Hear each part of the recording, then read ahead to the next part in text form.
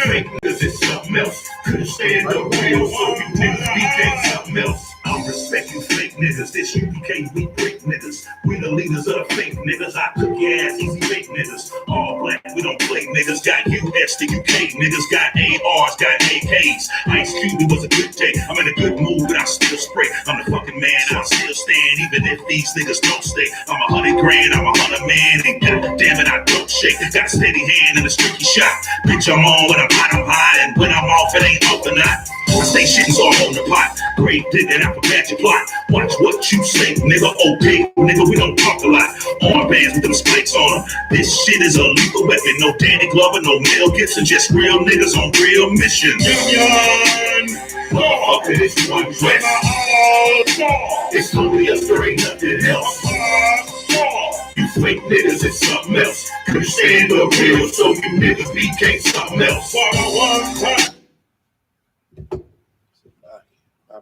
Motherfucker, it's one West. It's only us, there ain't nothing else. You fake niggas, it's something else. Couldn't stand the real, so you niggas became something else. It's only one truth and we not the same. Since 6'9", ain't shit changed. Got a big 9 and that shit bang. Got a big flip and that shit hang. One West, we gang. That means we don't play. We don't play. We don't play. We don't play. We don't play, boy. How many times I gotta say, if you ain't here, then you in the way. It's the same shit I gotta reiterate each and every single fucking day. Y'all niggas is weak. My niggas is street. The truth is bitter, the fucking lies is sweet. This whole track a fucking body bag. Christ spirit, I embody that. Knuckles, get your body turned. Draco, get your body snatched. All my niggas on that Nehemiah, when they laying hands on it, breathing fire. See this flow of river, you might need to die, but this is UPK, it ain't nothing higher. Women here, it ain't nothing wise. You look at pretty shit, hypnotize. You look at pretty niggas, raise and rise. You put you on a podium, let you blaze a fire. You ain't in the truth, yeah, it's a liar. Niggas, babies, milk pacifiers. Birth, to change your dirty diapers. We was first, yeah, we gave you life. Motherfucker, this one West. It's only us, there ain't nothing else. You fake niggas, it's something else. Couldn't stand the real, so you niggas became something else. Motherfucker, this one West. It's only us, there ain't nothing else. You fake niggas, it's something else. Couldn't stand the real, so you niggas became something else. Home of the living truth. Rise no more. 69. Under command of General Original 12 tribe chart. Y'all know what it is. Big up to all the generals, all the captains, all the officers, our troopers, our young men and women, our children, and our babies. They get big up to all the Hebrew Academy graduates all throughout the years. Real warriors, real priests and prophets of the Lord, authorized to train, raise the guards, calling to rise no more. Union, motherfucker, this one West. It's only us, there ain't nothing else. You fake niggas, it's something else. Couldn't stand the real, so you niggas became something else. Shalom, Israel, with the Israelite School of Universal and Practical Knowledge. Started out of 1 West 125th Street, Harlem, New York, under Commanding General YAHANNA. Today is the Sunday scripture breakdown class in Houston, Texas. We go into the scriptures, answer your questions, which you won't get answered because nobody else is ordained as priests and prophets on this earth outside of I.S.U.P.K. So anybody got questions and we can get into today. I want to talk about a couple of things that's going on in the media. I seen that Puerto Rico find out that they had a whole warehouse full of waters and supplies that they needed, but the people that lead them have been hiding them in this warehouse. And if that ain't your leadership, then I don't know what else, no other way to describe it. As Blacks, Hispanics, and Native Americans, our leaders have always failed us when we needed them the most. And that is exactly what Puerto Rico is going, the tribe of Ephraim. And they are going through that because they are the children of the Lord. They are the Lord's chosen people, and everybody on the earth hates them. That's a clear sign to let our people know who they are. So I'm gonna get into that a little later, but I know some people got some questions.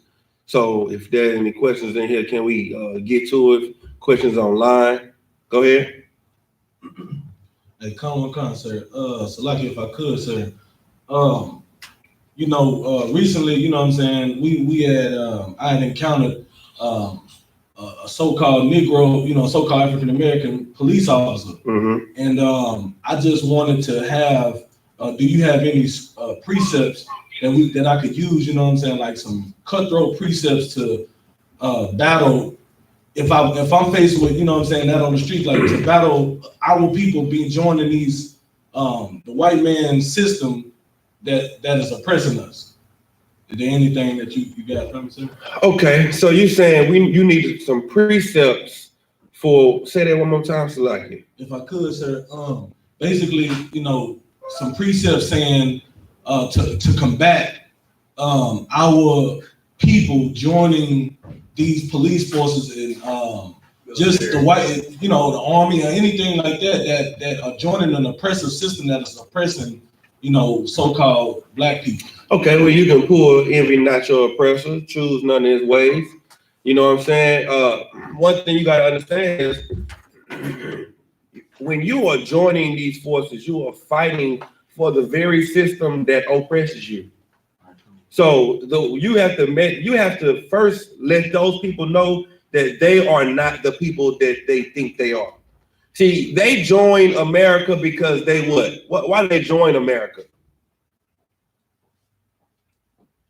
You got to get into a mind of someone who does that. Why would anyone go right now and get into the army and fight for this country? Go ahead. YAHANNA. For like it, sir. Because they oppress themselves. That's not why they joined. Shalom on Christ. Go ahead. Another reason why they joining is because they need benefits in this hellhole. You understand? They need benefits and then a job. You know what I'm saying? They need benefits or a job, but just bring it home. The reason people are joining the army right now, we going into World War III, is because they think they are American. They think they're fighting for their country. You see that? They think that this country is their land, and they think this is their people. So being the type of people that we are, we want to fight for our people. The problem is we are not Americans. So they are joining a fight against their enemies. You understand what I'm saying? They're not joining the fight because they just want to. They think that they're fighting for their country. We're not Americans.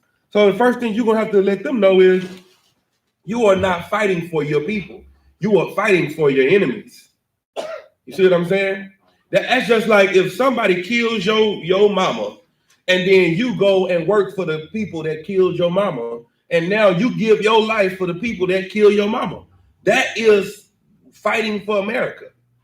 So you got to let them know. You got to pull any scripture about the Pharisees and the Sadducees, because when you think about the police, all these different people, these are your leaders. These are the people that protect you, that you look to. The Pharisees and the Sadducees were the people who pushed the law.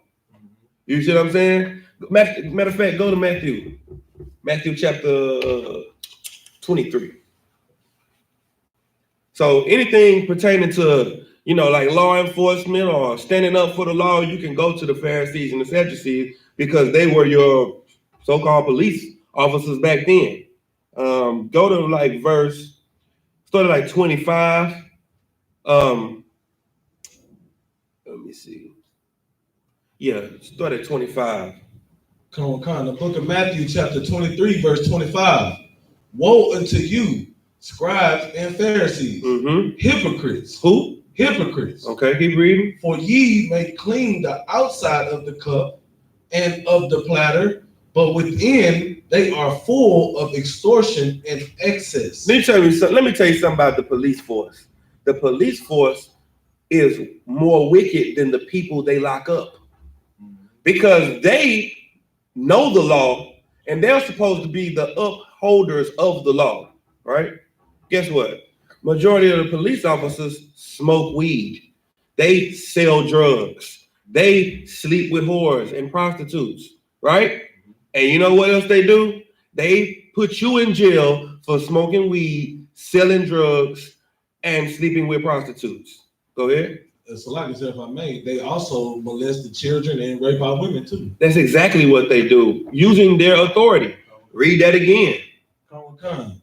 The book of Matthew chapter 23, verse 25. Woe unto you, scribes and Pharisees, hypocrites, for ye make clean the outside of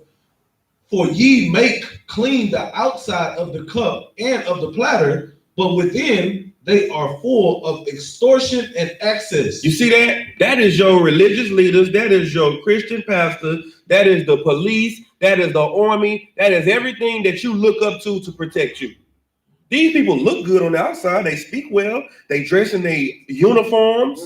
They got, guns and handcuffs and all of that. And they are wicked. Full of what? Full of extortion and excess. You see that? Full of extortion. They're the ones messing over the people. They're the ones stealing the resources. People in Puerto Rico, there has been almost 1,000 earthquakes in 2 weeks. And all of the water and all of the perishable items that the people need is in a warehouse. Sitting up in a warehouse. They got what they need. They're just not giving it to the people. Those are the people those are our leaders. That's who we are listening to, following after, putting ourselves under subjection under. Keep reading. Come. Thou blind Pharisee, cleanse first that which is within the cup and platter. The problem is they look good on the outside when what they don't understand, which we understand, is what needs to be clean is the inside.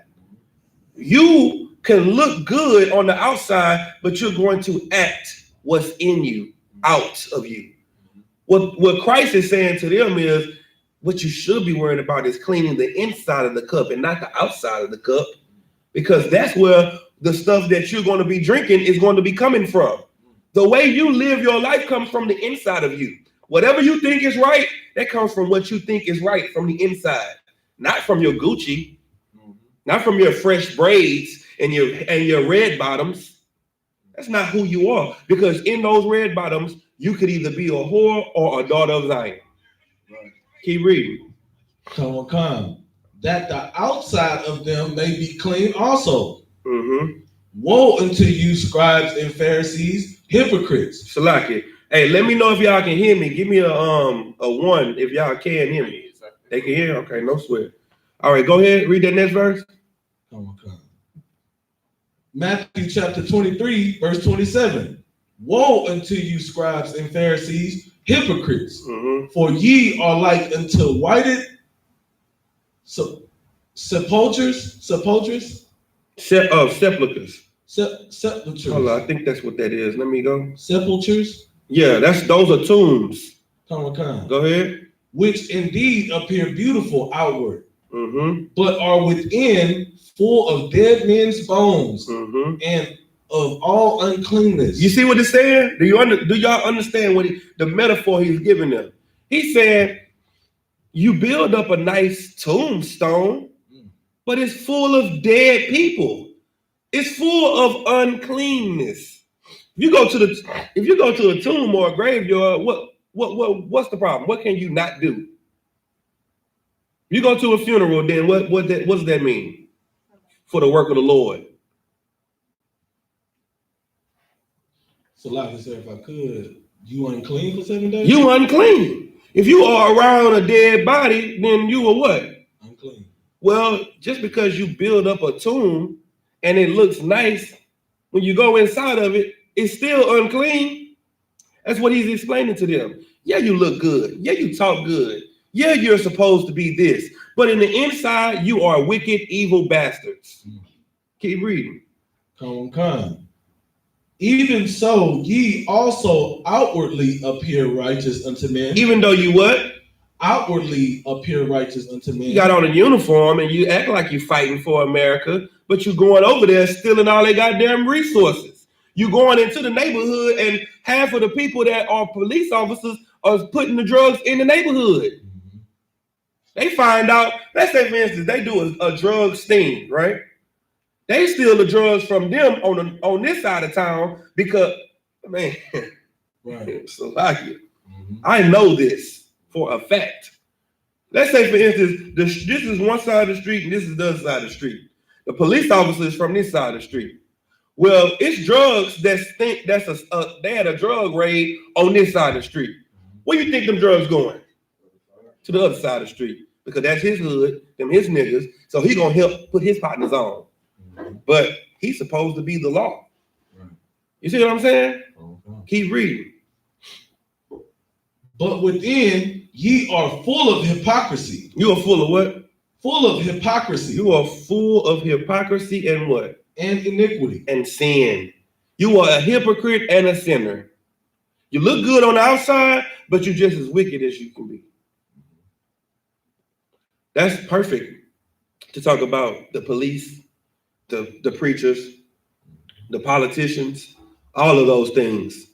Go ahead. Concept. So like I said, if I could, there's also another dynamic to the conversation that I had with the officer. Okay. So this officer said that he himself, before he joined the force, was a victim of police stereotype and stuff. He said that he was confronted and he called the police for a incident and he was taken to jail for something he didn't even do. He just called them. Right. But you know what I told him, I'm like, okay, well, how could you put on that badge every day knowing you even went through it and knowing what we go through every day, knowing how we getting killed and mass incarcerated every day unjustly and put on that badge and stuff. So what would be like to answer to that? Because he's trying to say that he would be able to change it within. He want to be that one change within the machine. Okay, this is the logic of people that join the police force or the army and try to change it from within. In their mind, they think, okay, let's say the police force is a pot of gumbo, right? And the pot of gumbo is full of shrimp and crab, right? They think, okay, let's say that the police, this person that you're talking about is a sausage, right? He thinks that he's going to go into the gumbo pot, right, and burst in the gumbo pot and turn all of those shrimp into sausages. Right. That's what he thinks. But he cannot. He can't affect a full pot of gumbo by himself. You see what I'm saying? What's going to happen to him? So like if I may, he's going to be turned into the shrimp and the crab. He's going to be the only sausage in the pot that tastes like shrimp and crab and everything else that's in there.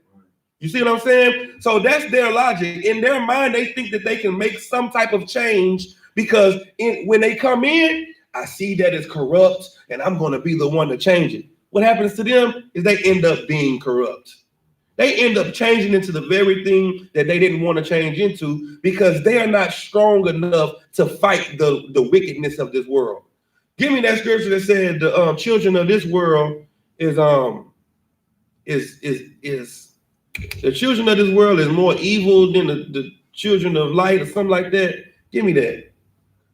Because that is exactly what, like you are ignorant to think that you're going to be able to jump into a pot of gumbo full of abominations and think you as a sausage is going to be able to change the entire pot.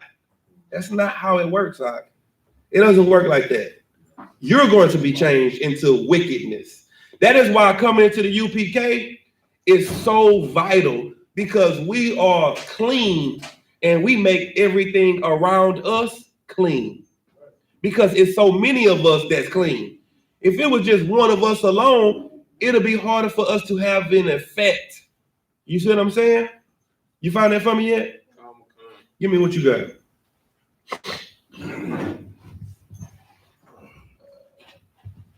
This is the book of Luke, chapter 16, verse 8.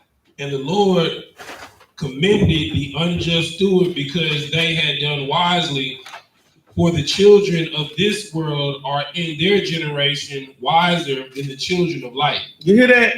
The children of this world, they're wiser than you. They're wise to do evil. So you're not going to get around them and think that you're going to be alone. You're going to join the police force and think that you're going to change the police force. Right. Now, you might get in there and get one or two brothers to say, you know what, I agree with you. But then, being that they have no integrity, now let me say this. Why do you join the police force? That's what Tazadok said. You join the police force because you need money, you need benefits. And this is like a quick fix to be able to not have to worry about the laws killing you because you are the laws and you ain't got to worry about it. But guess what? When you ain't got that uniform on, you still get shot down in the streets because you're a black man. Right. There are black police officers that have been killed out of the uniform because they were off duty, and to the police officer, you still just a nigga. Right. So that still don't mean nothing. That does not protect you. You're putting yourself in harm's way. You're looking like a sellout to your brothers and sisters. So now your brothers and sisters, they don't trust you. You see what I'm saying? It's a tough situation to live in. You know what I mean? But you think you're doing something good because they're supposed to be good, when in actuality, they are joining the problem. That's what they don't understand. They are joining the problem in our community. Yep. And they're making it worse. Because when they get in the police force, guess what? They start to act just like the police. They start to hate black people more and more. They start to hate the kids in their community. Man, them niggas just don't want to listen. Right. Our kids just the worst ones. They start talking just like the people that's around them, because just like people always say, if you want to be a millionaire, then do what? Hang around millionaires. Well, if you want to love your people, then hang around people that love your people. Don't go around people that hate you. You can't go to the KKK and be one nigga in the KKK and think you're going to affect the KKK. What's going to happen to you when you join the KKK? You're going to start hating black people. You're going to start saying, you know what, those niggas ain't shit. Uncle Ruckus. You're going to turn into Uncle Ruckus. Right. Go ahead, Al. It's like you, sir, the topic in which you bring it out is so heavy, because in most cases, I mean, we all know this, that most black cops are worse than white cops. They feel that they have to go above and beyond to prove they down for the brotherhood, that black and blue fraternity. Mm-hmm. And that is exactly right. They do have to go above and beyond, because they got to prove to them that they down with the blue lives. Right. You black, so they expect for you to treat black people with favoritism. Right. They got to show them, nah, I'm with blue lives. Blue lives matter to me. Right. You see what I'm saying? And now you have become shrimp. You become crabs in a pot of gumbo where you thought you were going to get in the pot and make everyone sausages. Y'all understand? Anything else?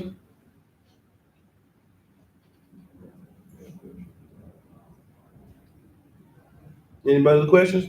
I seen the question online. Okay, so Officer Uriah asked the question before class. He asked two questions. He typed one in and said, if I may, sir, when Christ returns, he's going to reign forever, but does that mean he isn't going to die, or is he going to leave a bloodline? Officers, you at camp. What's the answer to that? When Christ reigns on earth, will he die?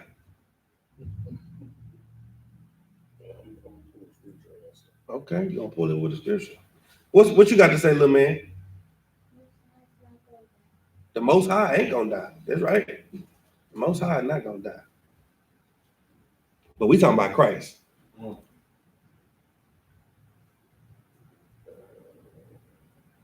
And his second question, no, it kind of pertains to it, but I'm gonna wait for you to answer the first one.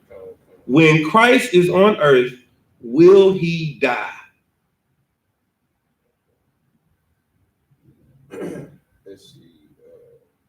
Just give me the short answer before you give me the scripture. I got the scripture. All right, go ahead. All right. This is the book of Revelations, chapter 20, verse 6. Blessed and holy is he that is a part of the first resurrection. On such the second death hath no power, but they shall be priests of God and of Christ, and shall reign with him 1,000 years. Okay. So again, will Christ die when he becomes the ruler of the earth? He's gonna reign for 1,000 years, so that means that the reign is going. Does that mean he's gonna reign for a literal 1,000 years? No, day to God is 1,000 years. So you're still not answering the question. No, it's forever. That's forever, right? So will Christ live forever? Try that one time. Pull the precept that say Christ is going to live forever.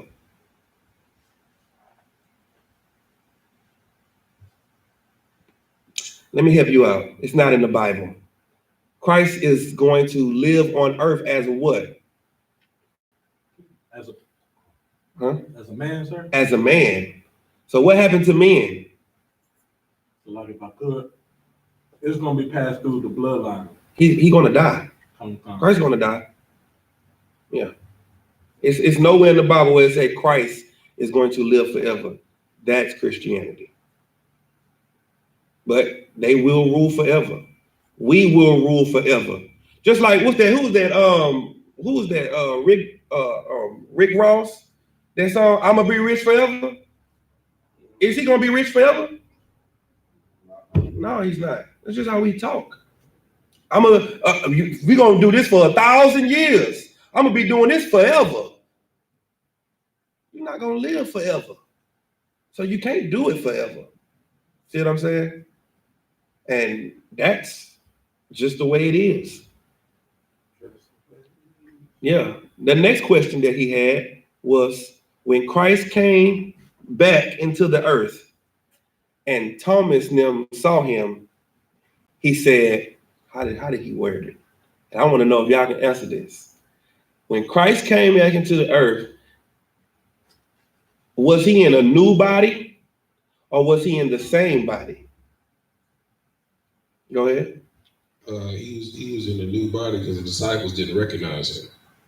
He had a completely different form. Because, like, according to scripture, he was a glutton and a wine bibber. So, when he was on earth before he died, he was a big boy. You know what I'm saying? So when he came back, they didn't recognize him when he was on the seashore. You understand? They thought he was somebody completely different until he started talking to them. Okay. They called Christ a gluttonous or a wine bibber. Gluttony is sin. So Christ couldn't have been a gluttonous. You know what I mean? Being a wine bibber would be an alcoholic. So Christ wasn't a fat alcoholic.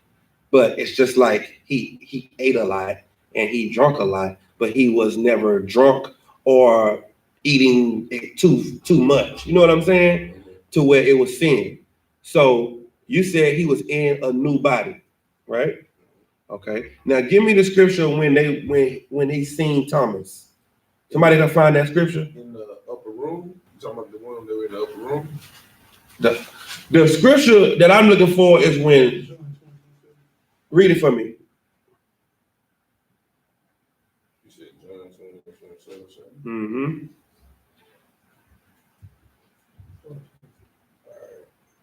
All right. This is the book of John, chapter 20, verse 26. And after 8 days, again, his disciples were within, and Thomas with them. Then came Jesus, the doors being shut, and stood in the midst, and said, peace be unto you. You're like, Shalom. What's going on, y'all? Keep reading. Then said he to Thomas, reach hither thy finger, and behold my hands, and reach hither thy hand, and thrust. Hold on, wait. I want the part before that when they didn't recognize him. Okay, so this is what happened. Christ was sitting in the room with them, eating with them. They didn't recognize him. Then Christ said something to him, and then they was like, "Oh Lord, it's you." Thomas is like, "Nah, that can't be him."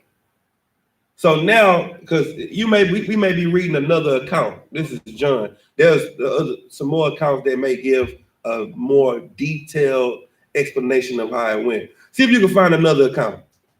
You got one? No, I'm Okay, no sweat. Okay, so that's what it was. Christ was sitting in the room with them. They didn't even know he was in there. So when they found out it was him, Thomas came later and was like, "If it's you, then, let me see the holes in your hands." Right? I know about that, right? Mm-hmm. You said Christ was in another body. How does he have holes in his hands if he's in a new body? Christ was in the same body. Yes, he died and came back. He died and rose again. Give me try that one. Gabba, give me a lamb slain. Go ahead. This is the book of Luke, chapter 24, verse 16. Well, I'm gonna start a little bit above that. Go ahead.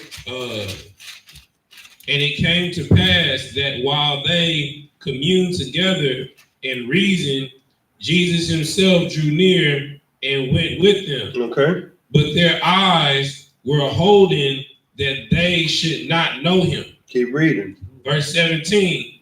And he said unto them, what manner of communication are these that ye have one to another as ye walk and are sad? Mm-hmm. Verse 18. So now he's asking them, what's the problem? Why y'all so sad? Like, what manner of communication is this? Keep reading. Verse 18. And the one of them whose name was Cleopas answering said unto him, art thou only a stranger in Jerusalem, and has not known the things which are come to pass therein these days? Mm-hmm. Verse 19. And he said unto them, what things? And they said unto him, concerning Jesus of Nazareth, mm-hmm. which was a prophet, mighty indeed, and the word before God and all the people. Verse 20. And how the chief priests and our rulers delivered him to be condemned to death and have crucified him. Right. Verse 21. But we trusted that it had been he which should have redeemed Israel. And beside all of this, today is the third day since these things were done. Verse 22. Yea, the certain woman also of our company made us astonished, which were early at the sepulchre. Verse 23. And when they found not his body, they came, saying that they had also seen a vision of angels, which said that he was alive. Mm-hmm. And a certain of them which were with us went to the sepulchre and found it even so as the woman had said, but him they saw not. Go ahead. Verse 25. Then he said unto them, O fools, and slow of heart to believe all that the prophet has spoken. Ought not Christ to have suffered these things and to enter into his glory? Drop me down right into where he's talking to them. They don't even know who they're talking to. He's sitting up there, they are having a full conversation with Christ, and they don't even know who they're talking to. Give me you got that scripture for me for a lamb slain, Gabor? Yeah. And then I need the one about incorruptible. Galatians 5:12. Somebody get 5 and 12 for me. And I need another precept. Salaki. Will not suffer corruption. That's what I need. Will not suffer corruption. Revelation 5. You got holding 5 and 12. Somebody give me will not suffer corruption. Drop down to where Thomas started talking to him. That's the part I need. So now they talking to him. They don't know it's him. And then Thomas asks him to show him proof. So I just explained it to you. So Thomas shows his hands. You know why Thomas shows his hand? I mean, Christ shows his hands. Go ahead. It's him that was there too. That was him. So why didn't they recognize Christ? Because it didn't look like that. Why didn't he look like himself? Without getting like super duper Christian, they say that was his glorified form. That's what they say. Yeah, he was powered up, I guess. That's pretty much right. Give me transform in the twinkling of an eye. That was his transformed body. That's what we're going to be. We are going to be transformed into our new bodies. It's going to be our more glorified body. See what I'm saying? But in his glorified body, he was still in that old body that he was in before he died because he had the holes in his hand. He just looked different. You remember when Ezra saw him, it said he was taller than the rest. One scripture says that Christ was on earth. He wasn't comely. He was nothing to look upon. Right. And then when Ezra saw him, he was like, when I saw him, he was taller than the rest. He was, more glorified. He knew that he was better than everybody that he was putting crowns on. You see what I'm saying? Go ahead. What you got? This is the book of 1 Corinthians chapter 15, verse 51 and 52. Behold, I shew you a mystery. Mm-hmm. We shall not all sleep, but we shall all be changed. Mm-hmm. Verse 52. In a moment, in the twinkling of an eye, at the last trump. That's what happened with Christ. Christ was in his body that was transformed when he died into a better glorified body. When he went and stood before the Most High, he didn't stand before the Most High in his spirit like we do when we die. He stood before the Most High in his body. Now read like a lamb slain. This is Revelation chapter 5. The book of Revelation chapter 5, verse 12, saying with a loud voice, worthy is the lamb that was slain to receive power. No, not that one. I mean, he stood before him as a lamb slain. That's what I'm looking for, as a lamb slain.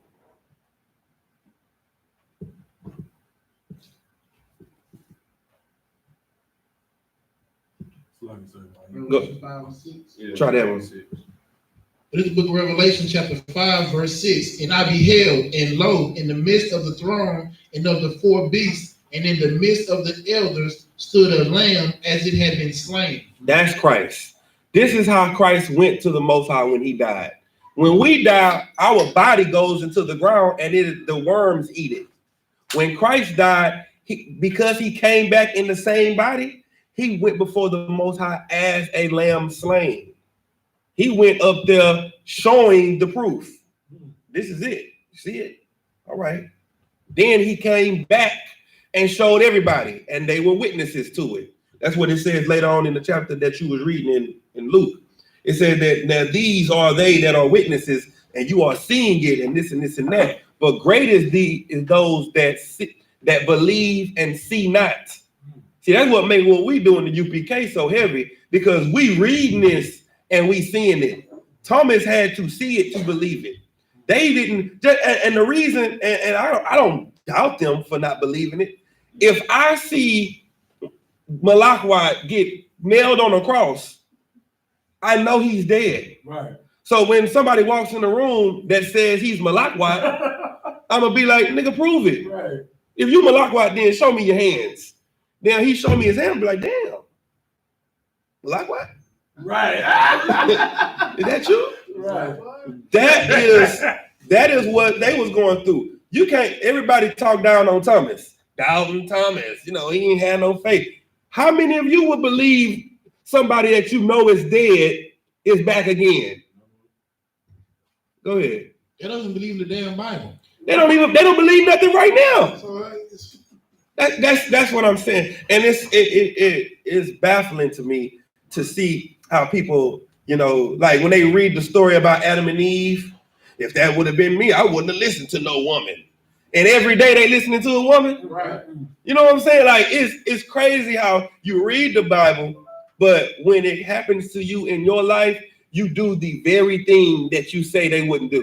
Right. Oh, that boy Peter wasn't real. He denied him. And as soon as something happened in the streets and somebody run up on you, hey, ain't you Craig? Partner Craig. I don't know no Craig. No, I ain't never seen him. You Peter.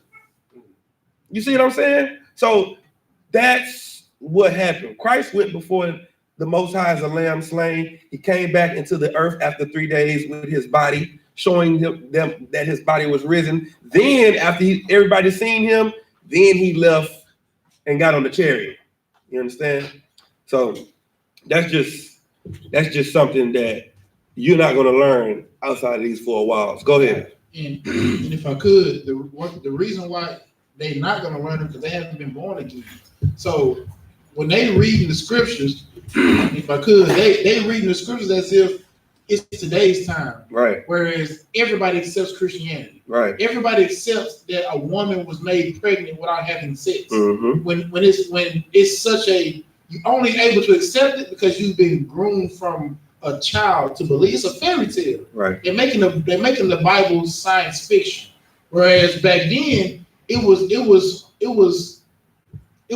things that they would hear that Christians would accept, that they were sitting back like, nah, fam, I can't roll with that. Like even Christ called himself the Son of God. It's so common knowledge now, but for somebody to say that they're the Son of the Most High, like that was blasphemous to say. It wasn't accepted like that. You know what I'm saying? So they want to try to look at people like Thomas or look at, was it Peter that sank on the water? They're like, well, if it was me and it was me, well, if it was you would be one of the 5,000 that left. Good night. Matter of fact, if it was you, give me Matthew 23. We were just in Matthew 23. Read verse like, oh, this was exactly what you're saying, because that is absolutely correct. So read verse 29. It's the book of Matthew, chapter 23, verse 29.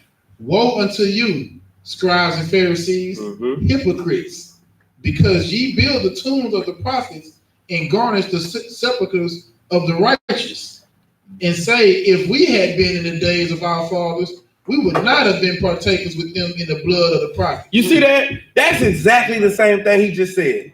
You build the tombs for the prophets, and you look at the prophets dead in there, you say, man, if we would have been back in the days of our father, we would have listened.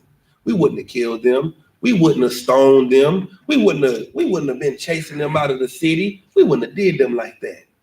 That's the same thing Christians say today. If it was me, if I was seeing Christ, I would have followed. I would have been one of the disciples. I would have been, I would have been his favorite. That's what every Christian say. Keep reading. Wherefore ye be witnesses unto yourselves that ye are the children of them which killed the prophets. You are the who? The children of them which killed the prophets. We can tell by your actions that you are one of the people who said, crucify him. You one that said, stone him, hang him upside down, kill him. We don't want to hear what these Negroes got to say. By your actions. Your actions show that you are most definitely one of the children of the people who killed the prophets.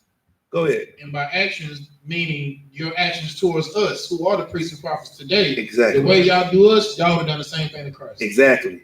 Give me they hate me because they hated you because they hated me first. Give me that. See, you gotta understand. It's a circle. It's the circle. What Lion King say? It's the circle of life. You listen. This circle is the same circle that's going to be with the oppressor and the ruler. We have been at the bottom, and that is why the white man has to pay. Because when it says that, when we say that prepare slaughter for his children, why does the punishment come to his children? Because they are the fathers. Because the children are the people who actually did the killing. Right. They are back in the earth to receive the punishment for what they did the last time they was here.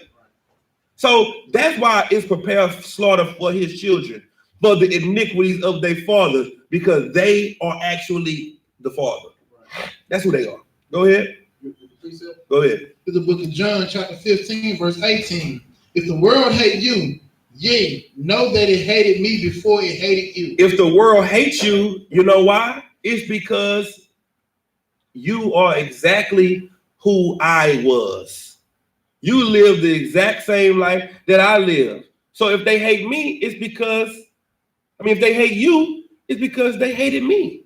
And you living like me. You walking like me. You talking like me. You doing the same things that got me killed is what you doing. So the world gonna hate me because these are the same people. These are the children of the people that killed me. Go ahead.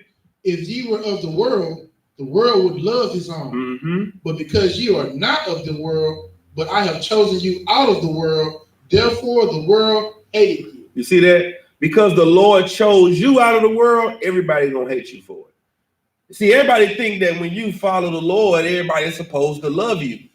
That's what Christianity is built on. Love, love, love, acceptance, and more acceptance. Well, being in the truth, it is not about being accepted, because the Lord chose you out of the world, out of being accepted by everybody else.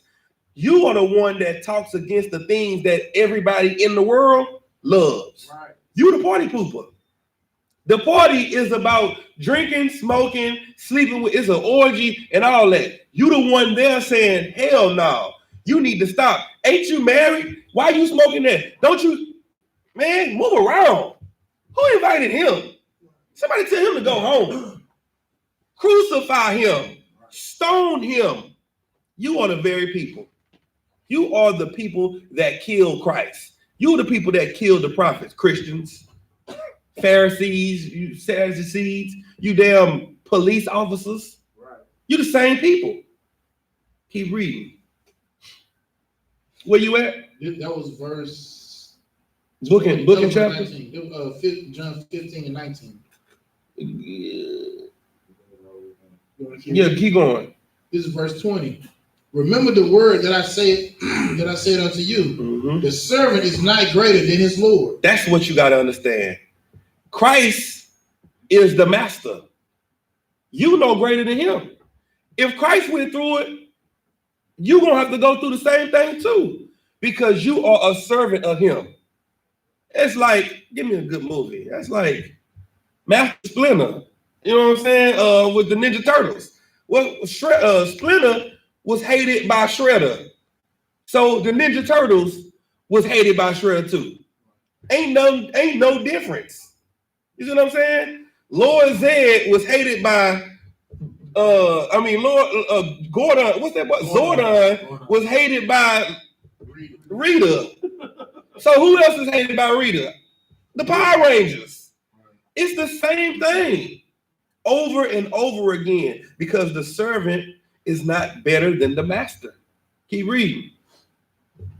If they have persecuted me, they will also persecute you. Well, you can't expect for everybody to accept you and say, oh, yes, Jesus loves me, for the Bible tells me so. Oh, that brother there, he know the Bible. They didn't say that about Christ. Christ was healing the sick, raising the dead, making the lame walk, the blind to see. Go tell John that all the stuff that you read about, I'm doing it. And John was still saying, is he the one we're supposed to listen to? He heard something out the sky say, this is my son, hear ye him. And he still had questions. What makes you think they're going to believe you? Keep reading. If they have kept my saying, they will keep yours also. Mm-hmm. But all these things will they do unto you for my name's sake. For whose sake? For my name's sake. Go ahead. Because they know not him that sent me. Because they don't know the Lord. Right. That's proof of it. The fact that they hate us proves they don't know the Lord. They prove they anti-Christ, because everything we teach is for Christ. It is for the building of Christ's kingdom. Everything they teach and everything that they're about is against Christ and his kingdom. So you can't expect for them to respect us, to love us, because they hated our master. And they are the children of those that killed the prophets and killed Christ. Go ahead. Which makes this job so much easier because they're one body of ignorance. Right. You know what I'm saying? So being a priest and prophet in the school, seeing that every Christian you encounter, although they don't always believe in the same things, like 100%, the foundation is the same. So you're gonna accept a little homosexuality, right? A little drug usage, right? A little alcoholism, a little adultery. They're gonna accept those things. It's easy for us to trap them like Christ would trap them with the scriptures because they all focus on, well, this is my personal relationship with Christ. They all focus on the outer appearance. Right. They all focus on what they look like to the public eye. Right. Go ahead. And so now, by them focusing, which shows the hypocrisy, because here our will doesn't get done. Right. Like I don't have no personal relationship with the Lord. I follow orders. The Lord talk to the niggas at the top, and I get it trickled down. Whereas in a Christian church, the Lord is talking to everybody. Everybody in there. Everybody. And he got a different voice. Right. He ain't even one body in there because he's saying all kind of different stuff to each person. Right. The Lord told me that I could live my life like this. Right. Well, the Lord told me I should kill you. Right. The Lord told me to sleep with his wife because she wasn't treating the wife. Or the Lord told me that this man wasn't for me. Right. The Lord ain't tell you that. The Lord telling you all this different stuff that goes against the oracles of God. Right. You know what I'm saying? It's not the Lord. It's Satan. But what it is, it's accepted by mainstream. Exactly. It's accepted. If I tell you the Lord told me this, you have to accept it because then I won't have to accept what you say the Lord told you. Right. So that's why it's such a so much amount of hypocrisy in there because nobody can say God didn't tell you that. Because when you say it to one person, you have to open it up to everybody. Right. You know what I'm saying? Where in here we could point the finger, which Christians hate to do because they say, you got one finger pointing at them and the other was pointing back at you. But not us, we got like one finger. Right. You know what I'm saying? It's just like you need to stop doing this. You know what I'm saying? Because we're spiritual, they're not, they're carnal. Right. So everything they're reading is such a stumbling block to them because they want to remain doing their will. Whereas here, we do the will of the Most High. And whatever happens. Get that brother hand. That's absolutely correct. You understand? Keep reading.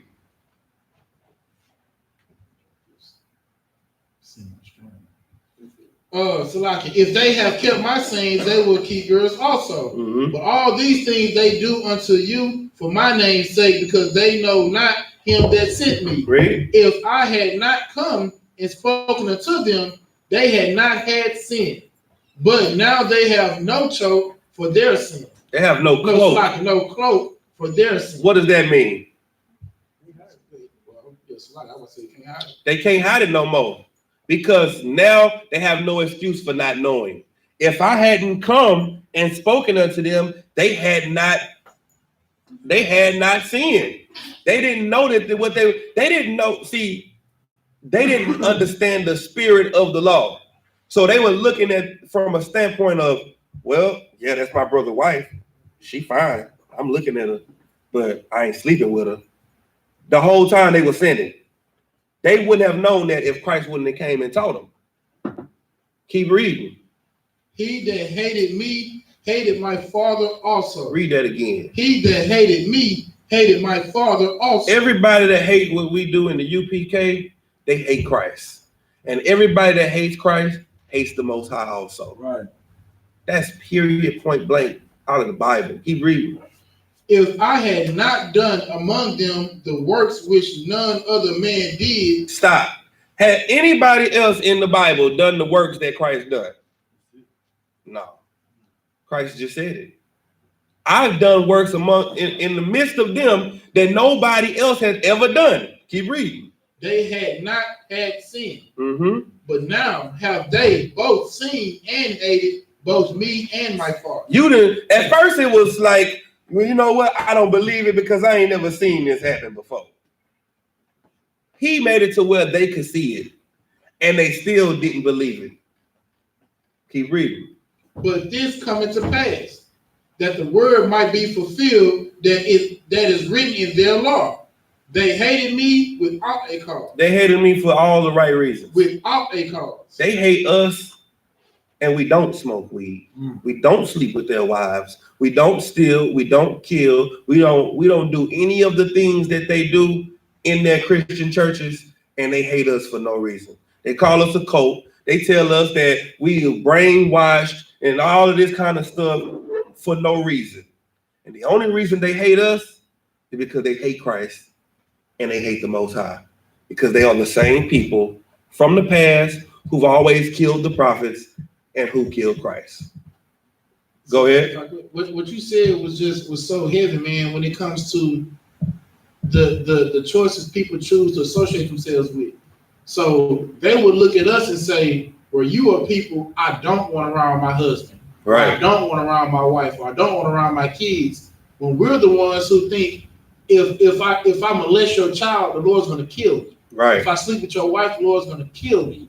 We the ones that would die rather than do that. But then you will be fine with someone who believes what you believe, meaning the Lord will forgive a little adultery. The Lord will forgive a little child molestation. Ain't nothing wrong with homosexuality. These laws are done away with because of love and grace. You will let that person you will love. You let that person come in your home, sleep in your house, watch your kids, stay there while you're gone. You let them. But the man who believes God will kill him for trespassing you, that's the one you want. You don't want around. That's exactly right. Go back to Matthew 23 and go to verse 33.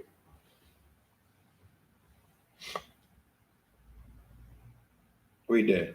The book of Matthew, chapter 23, verse 33. Ye serpents, ye generation of vipers, how can ye escape the damnation of hell? Christ is cussing them out. Them cuss words back then. Right. You dirty serpent, you damn children of vipers. Right. Like, oh my God, that's harsh language back then. Right. He just called them MFers and all kind of stuff right there. Keep a bunch of sucker MCs. Keep reading. Wherefore, behold, I send unto you prophets and wise men and scribes, and some of them ye shall kill and crucify, and some of them ye shall scourge in your synagogues and persecute them from city to city. Now, you mean to tell me this ain't what we going through right now?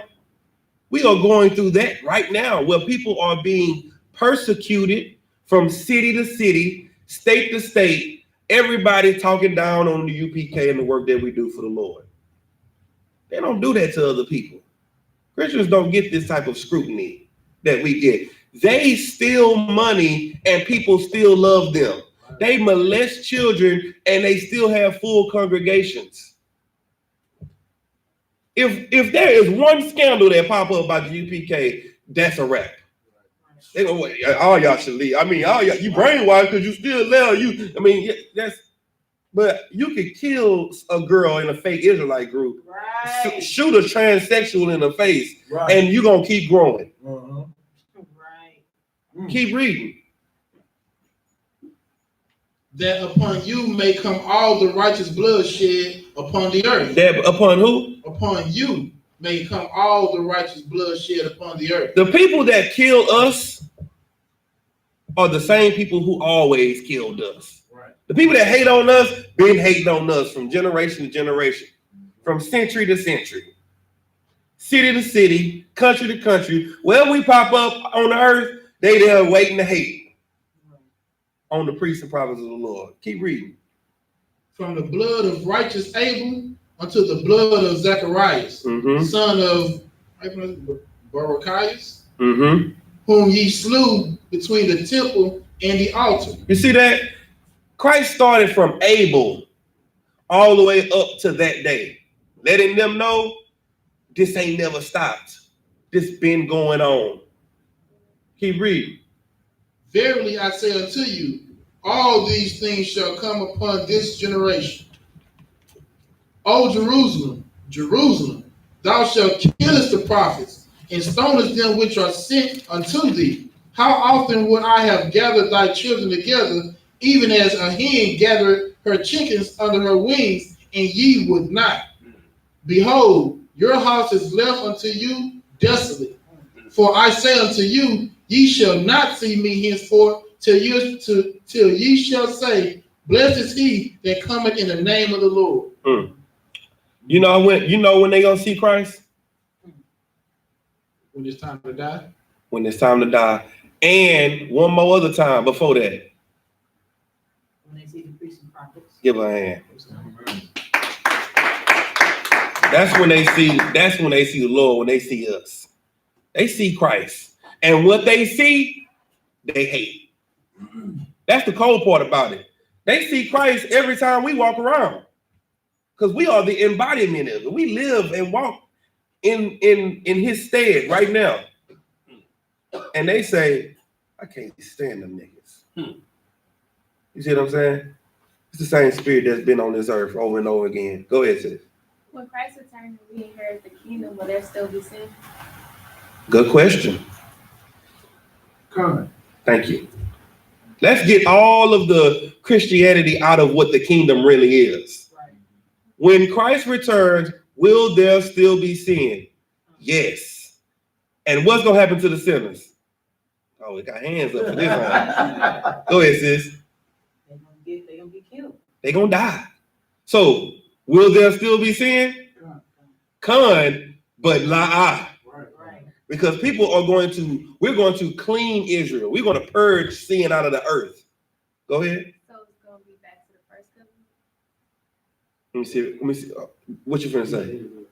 Well, I mean, I was about to say something else. Okay, go ahead, Malak. What? Well, what I was gonna say was, I remember Jeremiah Hyman talking about it.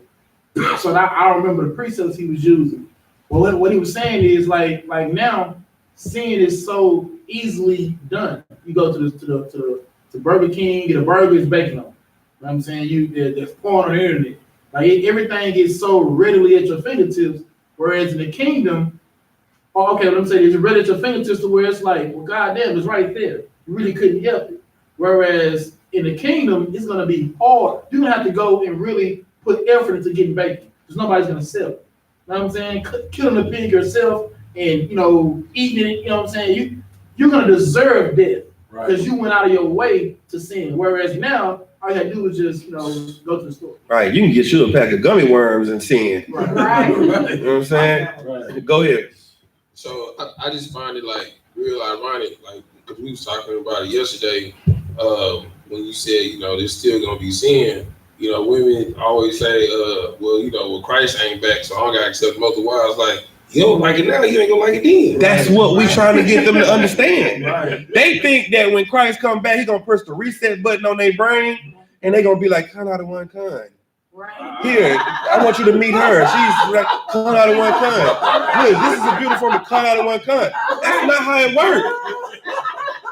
And that is how Christians make you think, because when they say, "In the moment of the twinkling of an eye, you shall be transformed." So they just think it's gonna be some fairy dust and some twinkling, and you're gonna just be a con out of one conner. Like you're gonna be like, "Hey, meet my 30 ribs." Ooh, con out of one con. Shalom, Yahweh Shema, No, that's not how it's gonna work. You're gonna still feel the same way you feel about it right now. So if you don't like it now, you're gonna hate it then, and you're going to You gonna I wouldn't bring my head for that, but if you hate it now, you're gonna hate it then. You're gonna hate it then. Now, what if you in the kingdom and you talking down on the den? What's gonna happen to you?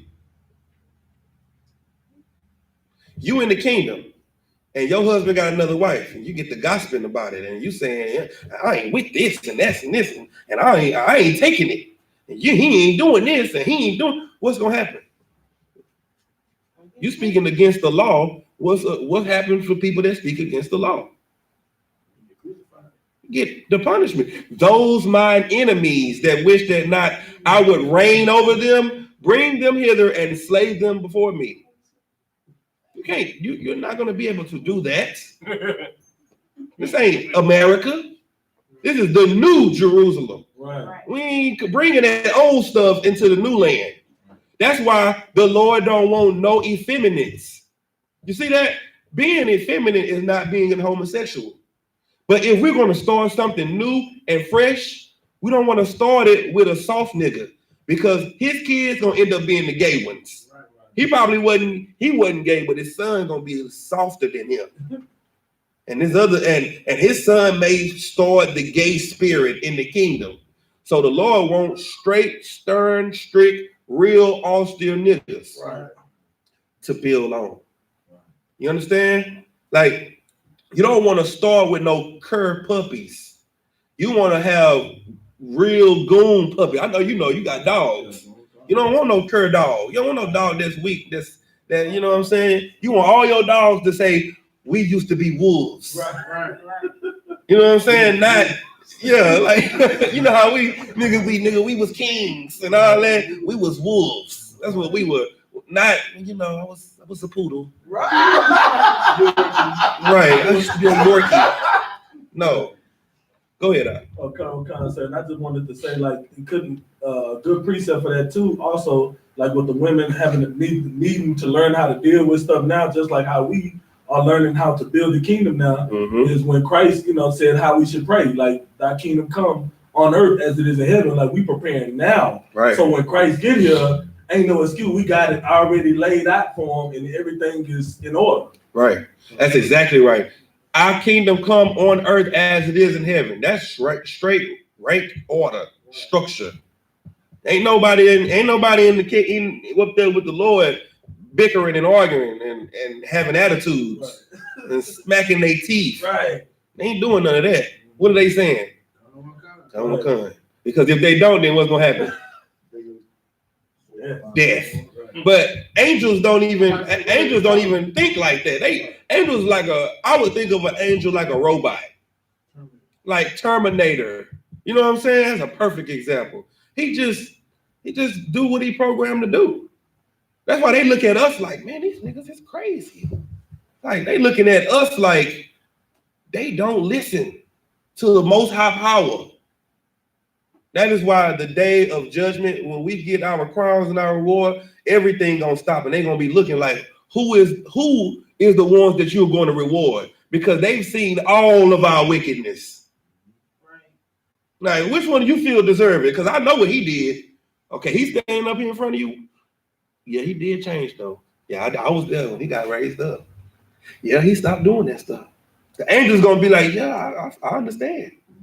Everybody gonna have to see and understand. And when they see and understand, that's when they're gonna respect the fact that you were the one they should listen to. The world is gonna be like, yeah, I was reading the Facebook post when he was doing all that. And after all that, then it's gonna be time for them to die. Lord, haven't I prayed and prophesied in your name? Depart from me, you workers of iniquity. I never knew you. They gonna see the goddamn rank raise. They gonna see the banquet, and then they're gonna have death. Good night. I just want to be in that number. Yeah, That's a lot. So, anybody got any questions? Go ahead. I guess it's kind of two scriptures.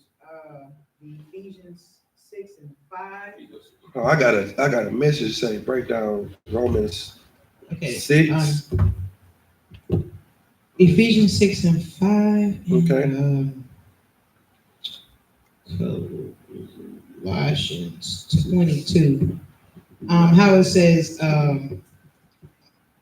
obey your master in all things. Mm-hmm. I guess my question is, when it says according to the flesh, is it talking about our actual flesh, or how the Bible says according to the flesh, like according to we supposed to obey our masters that is of our flesh?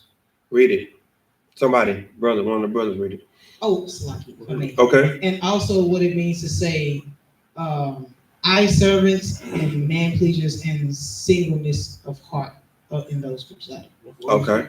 Eye servants, man pleasers, and singers. What verse? Where you at? It was two, Ephesians 6 and 5 and Colossians 3 and 22. All right. It was kind of, Ephesians essentially the same thing. 6 and 5. All right, go ahead. Come.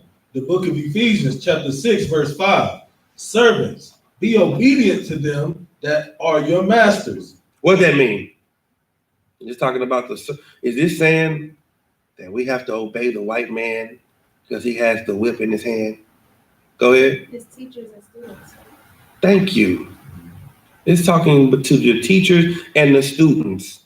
Servants, obey your masters. Students, listen to the troopers. Troopers, listen to the 50s. 50s, listen to, it is rank and order and structure. That's what this is all about. The Bible is about a structured way to live without cluster, without being all over the place. Right. You understand? Go ahead. According to the flesh, Mm-hmm. with fear and trembling, Mm-hmm. in singleness of your heart, as unto Christ. Singleness of your heart. What is that? Go ahead. That's just overly expressing how sincere you're gonna do it. It's kind of like when you say, man, I think about you every single thought of my mind. Right. Every single thought of the mind is not about her, but you're just expressing to her how sincerely you do think about it. Exactly. With fear and trembling. What does that mean? Does that mean you should be scared all day? Go ahead, sis. Is it like with, is it saying like with honor and respect? The utmost respect. Right. You don't want to let this person down. You don't want to let Christ down at all. You want to make sure that you are focused on following the laws and doing the things that's pleasing to him with fear and trembling because you are afraid to sin. You don't want to die because you respect that he will kill you. You have your mind singly thinking on what is right and what is wrong so that he won't have to punish you. That's what it's talking about. Unto Christ. Read the next verse. Verse 6, right? Oh, okay, go ahead. Go ahead. I had a question within the question before we move on. All right, go ahead. So is that similar to like when the scriptures say fear the Lord is the beginning of knowledge? Is because it's like, you know, like fear the Lord is because you know his wrath. Right. So that's in the same sense of like how a woman should serve their husband, not fear them. Like that's why I said as unto Christ, not fear them in the sense you scared he gonna do something to you. You scared what the Lord gonna do to you for not following your husband. When you see fear in that context, think respect. Respect the Lord is the beginning of wisdom, right? Because in this being obedient, you obey who you respect. You disobey who you don't respect. So if you don't respect your stepfather, you're not gonna listen to nothing he say to do. You're not my dad. You know what I'm saying? So when you fear him, when you obey them, you're showing that respect. We respect the Lord so much that we don't want to ever make him upset. We fear him and we tremble at the thought of what he could do. Go ahead. If I may, like, what I want to add to it, like the fear and trembling is like, the respect for somebody being able to punish you. Right. You know what I'm saying? Like to subject yourself to somebody like a woman would. Like your kids don't look at you as you got the potential to beat me, but because you do have the potential to punish or reward, they obey us with fear and trembling. Not like necessarily, I'm afraid you're gonna kill me, but just being subject to somebody. It just shows subjection. When you're trembling for something, like, because it shows what's the word I'm looking for? It's like being a subordinate. You know what I'm saying? Showing that you are definitely under this person. Right. Damn right. Read the next verse. Verse 6. Not with eye service as men pleasers, but as the servants of Christ. What does it mean to have to do something with eye service as men pleasers? Go ahead. Eye service, only doing your job when someone is watching. Give him the mic so we can hear on. Say it again. Eye service, meaning doing your job only when someone is watching. Right. You're doing it as a man pleaser. They go hand in hand. You a Christian. Hallelujah. In front of everybody, and you sleeping with the pastor, the deacons, and you know, the brother that played the instruments, and you know, everybody. But in front of the church, you leading praise and worship, and you praying, and you're running around the church, and you falling, but you evil. The next part is going to show you that is exactly what it's talking about. Read. Doing the will. Saying. Doing the will. Having faith. Doing the will of God from the heart. Doing his will. Not acting out, not faking and fronting, actually doing the will of God. All right? Is that it on that?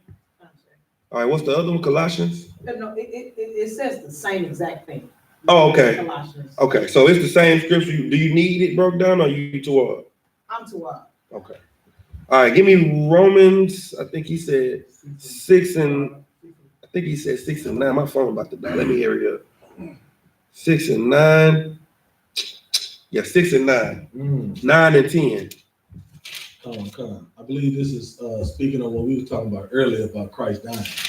Okay, let's get it. Come on. The book of Romans, chapter 6, verse 9. Knowing that Christ, being raised from the dead, dieth no more. Death had no more dominion over him.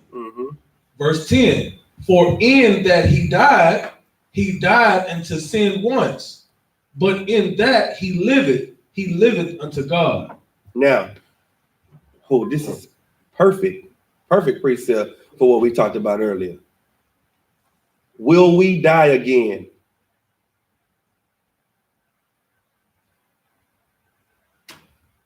Come, sir. Okay, that's true. What you gonna say? If I could, sir, I believe this is talking about how the old man. Thank you. Your old man died, and it won't die no more. You won't have to come into the truth again. You're going to be in the truth. You are into life, and you are into life everlasting. You are going to always be in the truth. That's why what's that scripture? Well, one of them is the spirit of the prophets is subjected to the prophets. How is it that the spirit of the prophets could be passed down back to the prophets again? Because they come back in the truth every time they die.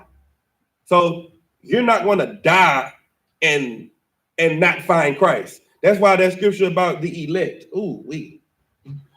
Give me Matthew 24.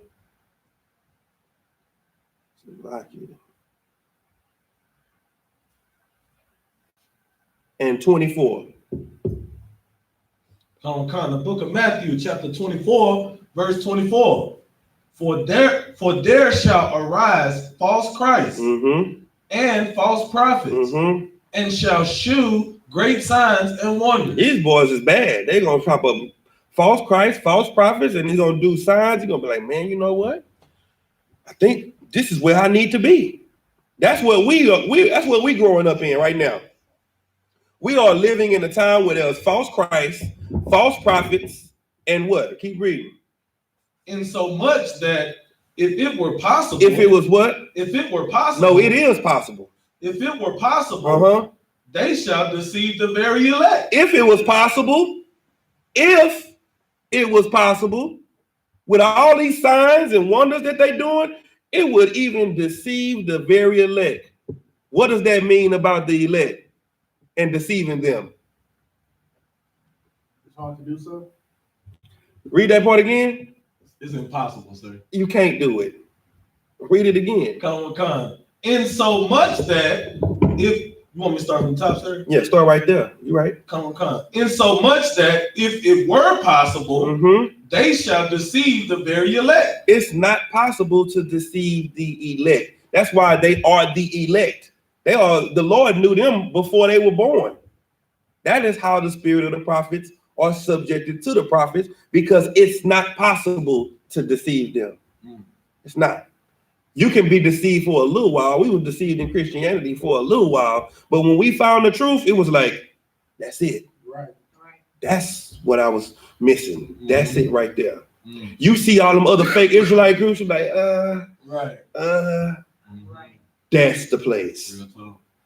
If it was possible, with all the line and all of the tricks and the big money and the helicopters and the plane, that could grab us. We were in that.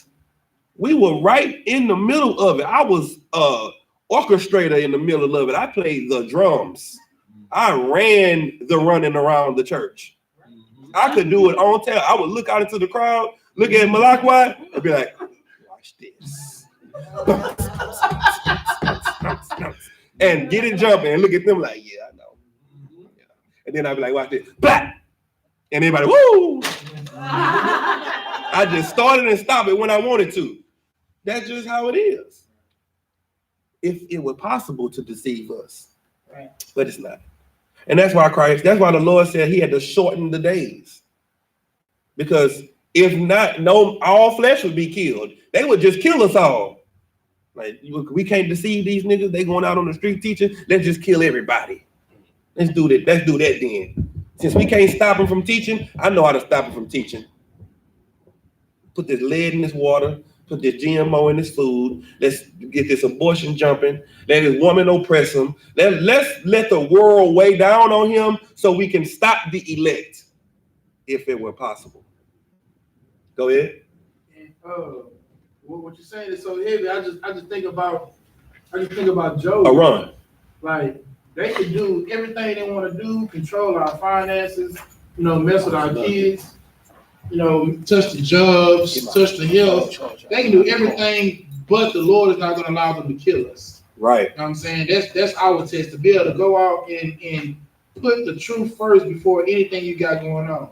And they're not, and the things we're saying, and they're touching, they're killing Christians. Mm-hmm. Christians are dying every day. Right. In the place of worship, where we are on the streets saying the most heinous, foul things we could say to our oppressor. I know some things I didn't say that count. I should have been shot. Right. You know what I'm saying? Yet the Lord somehow is having a covering over these Negroes who everybody says don't know the Bible.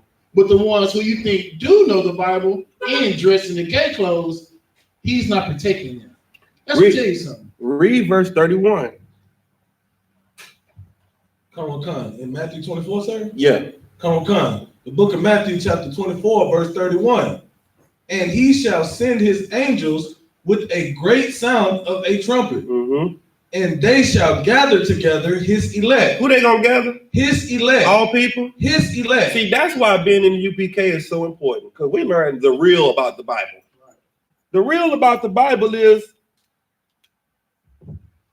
see, the Lord is so merciful and gracious that he's trying to give you an opportunity to prove that you want to be in the body. But you keep proving that you want to do your own thing.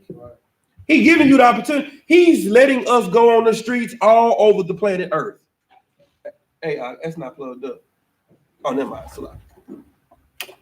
He's giving you the opportunity all over the earth to hear the priests and prophets, and you ignore the warning. You ignoring the teaching.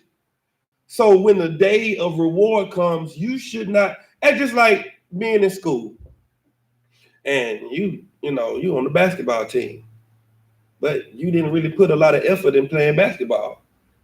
So when they give out the MVP award, when they give out the highest points and the most assists and the most rebound, you shouldn't be expecting a reward, because you were not those. You didn't put in that work.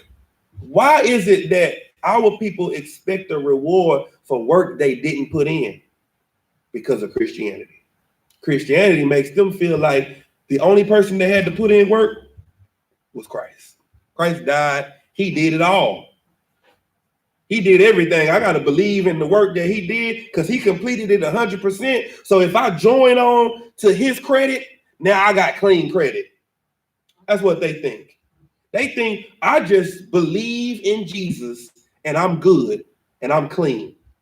What we know, and I tell Christians this all the time. I say, you know what? Let's say, for instance, just talk hypothetically. Let's say you are correct. Then guess what? I'm still saved. Right. I'm saved, sanctified, and filled with the Holy Spirit. Right. I done been baptized. I done been born again. I done did all that. So if you are right, because we live under grace and mercy, I will still go to heaven. Right. But if I'm right and you wrong, you dying. Right. And you're not gonna see the kingdom. Mm-hmm. Now, I'm keeping the commandments and I believe in Christ. I'm double whammy. You see what I'm saying? What are you doing? You just gonna roll with one thing? That's what the Pharisees and Sadducees did. They didn't roll with Christ. They rolled with the law. And what did that get John the Baptist? Say it. Death. Well, you just rolling with Christ and not keeping the commandments, what is gonna get you? Death. Go ahead. Okay, sir, if I may, that's why the Christian church hates the I.S.U.P.K so much, because we are the only people that can sit here and say we're following the laws and we believe in Christ. Y'all just believe in Christ and don't follow no laws. Right. So we're making more sense than the Christian church has ever did. And now people are starting to wake up to it and want to leave out of it. So the Christian pastors are going to have to do whatever they can, which is run to the white man, the oppressor, to try to stop us, and they can't do it. And what you said is so heavy, and that's why that parable in Ezekiel, the valley of dry bones, is so heavy. Because them bones were so dry, it wasn't no sinews on the bone. It was nothing on the bone at all. That means they had been dried up for a long time. Christianity has been in our communities for a long time. It's been in our family for a long time, teaching us lies. And it dried our nation up to where we were skeletons without even sinew on the bone. They find dinosaur bones that still have sinew on them. They finding stuff that still got the molecules flowing through the bone structure. The Bible said that our bones were so dry that the sinew had to come back on it. That's us as a nation. That's why it's so heavy what Commander General YAHANNA held on to. Because Commander General YAHANNA was a shrimp, was a sausage that was in a gumbo pot and affected the whole gumbo pot. That's what he was. And when you do that as a police officer, you're not Commander General YAHANNA. You don't have the strength or the integrity to fight against the whole pot. You know what Commander General YAHANNA went through in that pot? He went through poverty. He went through being depressed and alone. He went through all of the things that made you sell out. That's why you are the laws, because you're running from poverty and depression and being poor and broke. So you said, I'm going to just change the police force. He said, I'm going to change the hood in the hood. And that's what he's doing. He didn't sell out and go somewhere else to change us. He didn't go into the rich places and say, once I get up to the top, then I'm a start teaching everybody. Right. He stayed in the bottom with us and is waking up those dead bones. He talked to dead bones, and even when people left him, he was talking loud enough that General Mahaiman heard him. He was talking loud enough that General Mayak heard him. And the generals woke up. And then they started waking up other great men, which were the captains. And the captains woke up the officers. And we, the officers, are waking up the troopers and the students and the sisters. And now we stand on our feet as an exceedingly great army because of what one man did. The same way that Christ did. Christ died for us. And what Christ did, it was one man that did something for many people. You can't affect change if you have the right blueprint. But if you don't, you won't. Go ahead. And the Lord was with him. the Lord was absolutely with him. The Lord proved that he was with him because you can tell a tree by the fruit that it bears. Like the most courageous thing, you know, I see that Commander Junior Hunter was able to do.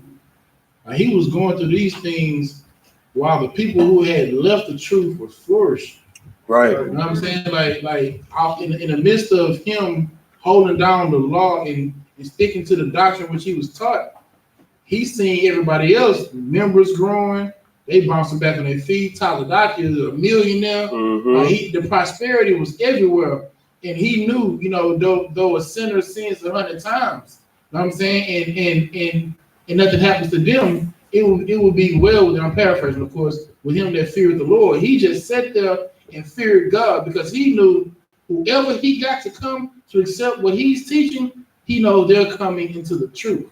They're coming to something that can be validated and substantiated, and that's going to turn their life around rather than to convert to, you know, like how some of these brothers do in, well, let me start teaching one man, one wife. That's surely going to get brothers in. Right. You know what I'm saying? That's surely going to get sisters in. That's surely going to get ties in and all that. He knew I would rather be poor and be alone and have God with me than to be rich, have a school full of members and not have the Lord. Damn right. That's right. Anybody else got any more questions?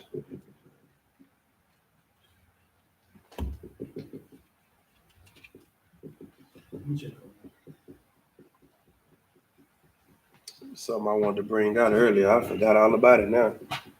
You wanted to talk about how about the Puerto Rico incident, sir. I pretty much talked about it with talking about the police and the leaders of our governments. Yes, sir. Anybody got anything? Any questions? I got a question for y'all. Okay, in the kingdom of heaven,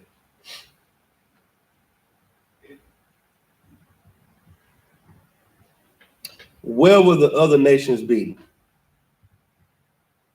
Sis? In slavery and what's up? In slavery, but then they will also be put in their own land. Okay. They're going to be put in their own land, right? Okay. How will they live in their own land? Under the rulership of the 144,000. Okay. And what will they live following? The law. The law. That's the perfect answer. That's it. They will be, give her a hand. See, that's what the I.S.U.P.K, that's what the Bible actually teaches. Right. All nations will be living under us and they will be following the law. Go ahead. That's why when you go back to Genesis, it said that he created man and woman in the image of them, meaning all men and women have the ability to receive instruction. Right. They have the ability to keep the law. Right. We were just given it, they were not. We were the one given to uphold it and to push it. Right. You understand? We're supposed to be the laws. Right. We're supposed to be the police of all the other nations. We're supposed to see them eating pork and judge them on eating pork because we doing it. Our nation have been hypocrites. Right. So us being hypocrites, he had to dethrone us. He had to let us be at the bottom because we were not ruling the right way that we were supposed to. So instead of having hypocrites at the top, he made the bottom the top and the top the bottom. That's why it said that you will be the head and not the tail. You understand? He made us the tail when we didn't uphold the standard of what he gave us to follow in the law. So since we didn't push it the way we were supposed to, give me that in Deuteronomy. I think it's 4. It's this great nation, wise and understanding people. You know what I'm talking about? 4 and 6. Yeah, 4 and 6. Start that for me.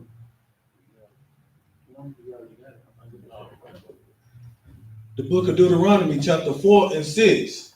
Keep therefore and do them, for this is your wisdom and your understanding in the sight of the nations. This is your wisdom and your understanding in the sight of the nations. Keep reading. Which shall hear all these statutes and say, surely this great nation is a wise and understanding people. How are they going to hear these statutes? Yeah. Through us. They're going to hear it through us because we're going to be the enforcers of it because it's our law. You see, the white man is such a trickster because he took our law and he used it. That's where the judicial system comes from. He took that and used it for his benefit like it was his. The same way he did everything else. Keep reading. Come.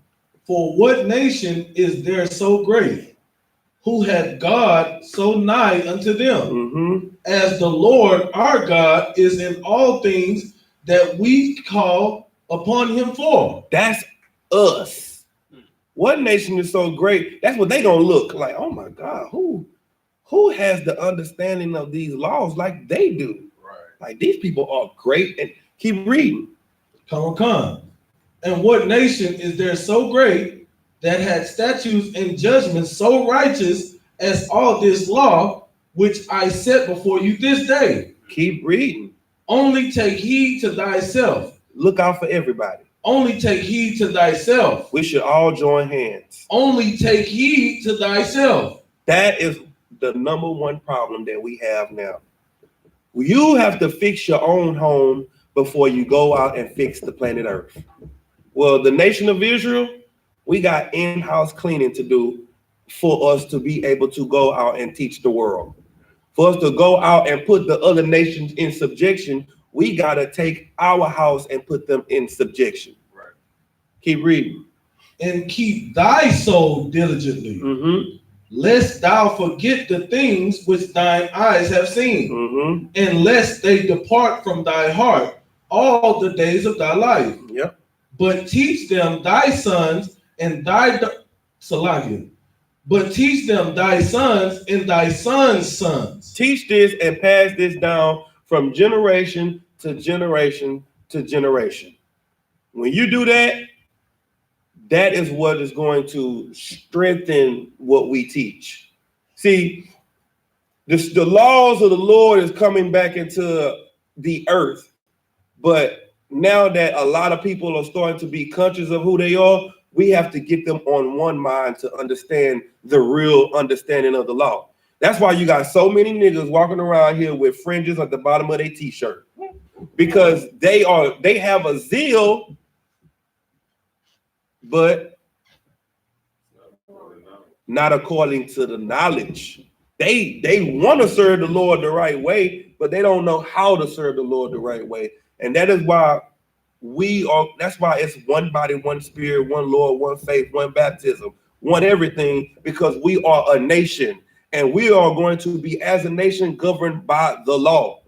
And that law is going to come out of the elect.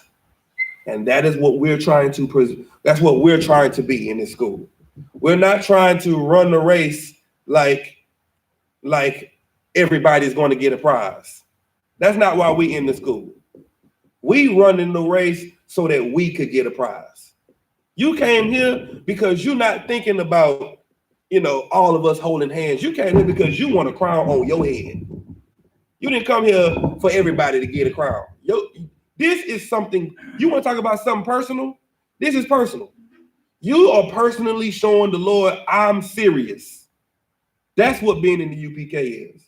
Being serious about the Lord, being serious about life and death and everything that's on this earth. And we were willing to give our lives up to live for our King. And our sisters were serious enough to give their lives up and the comfortability of this world, which they pacify and pat you on the back and make you feel like you the best thing on the earth and you don't need no goddamn body. You said, the hell with that comfortability that you give me. That's what you said by coming in here. You said, I don't want your love, because we only take heed to who?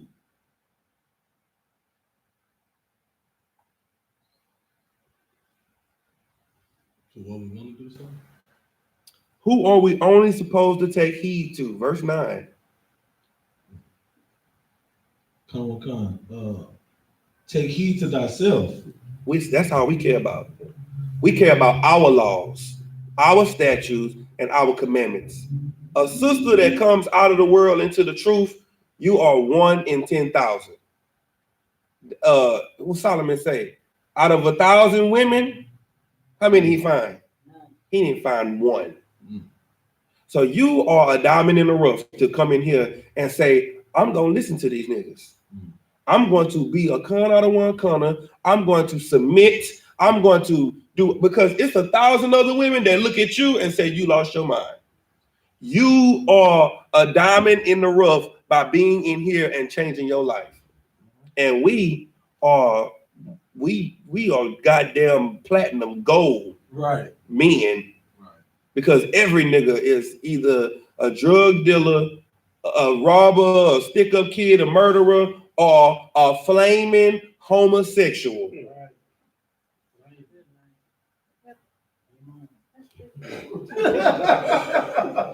So, anybody got any more questions? I ain't missing no questions online. We toward. I don't see none on the YouTube. We clear on Facebook. With that, pass class over to Precinct Officer Habana.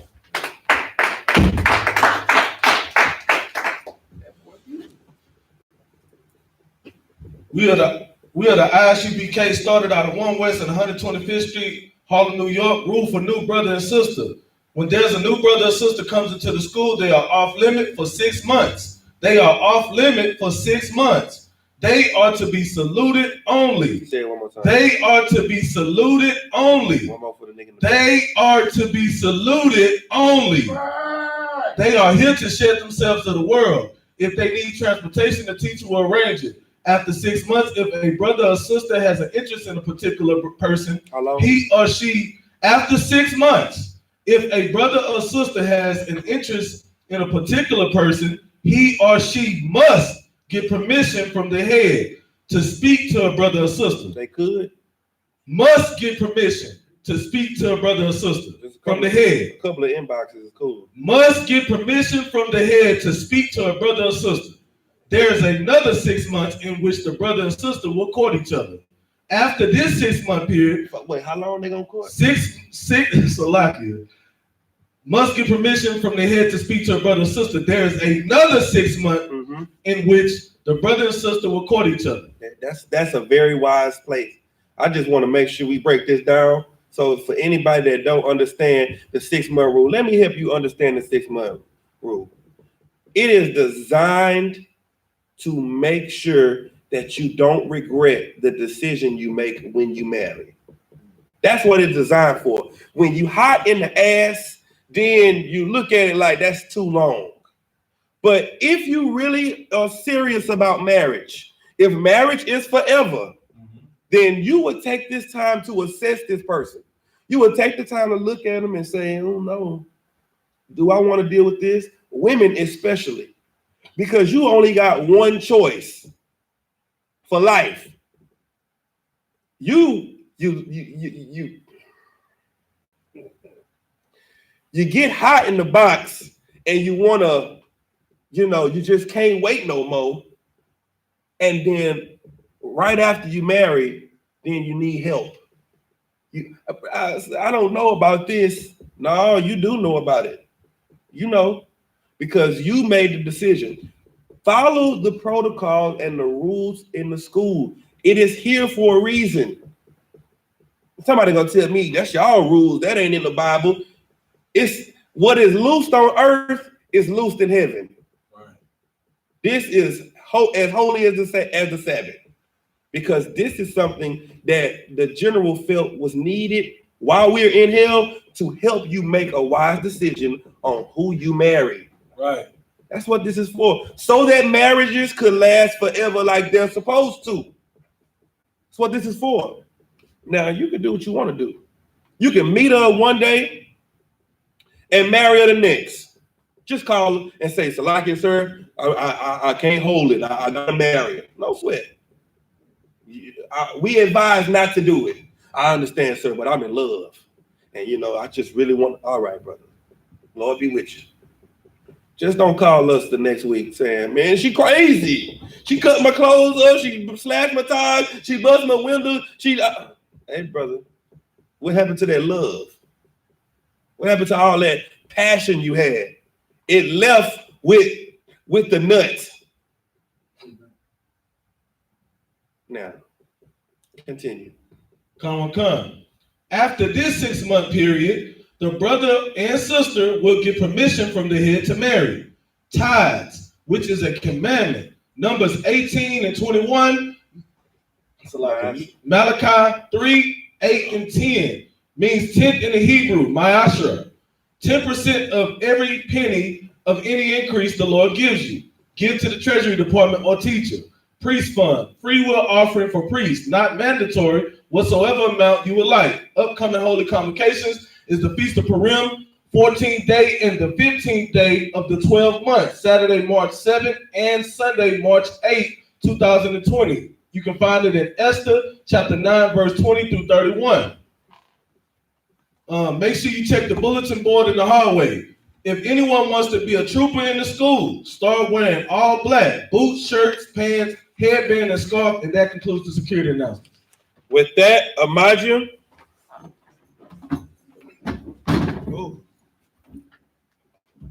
Saw, one turn.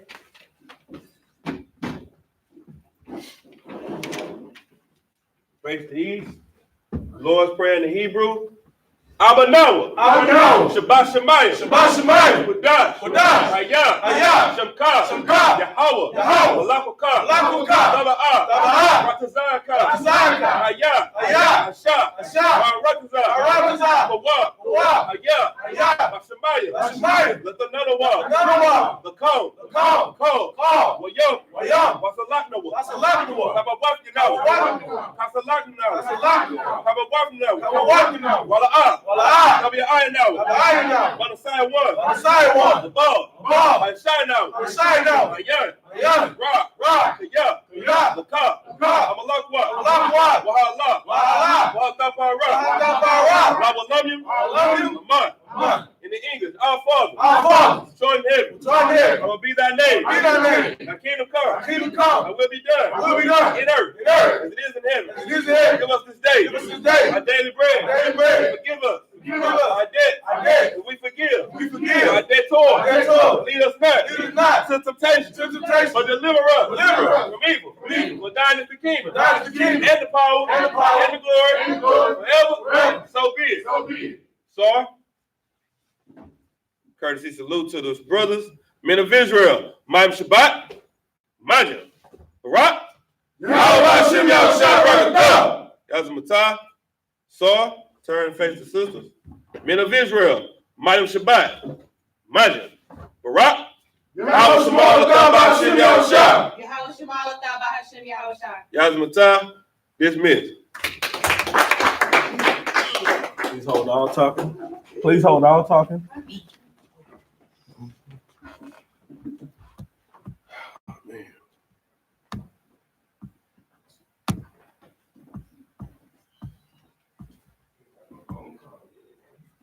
All the time.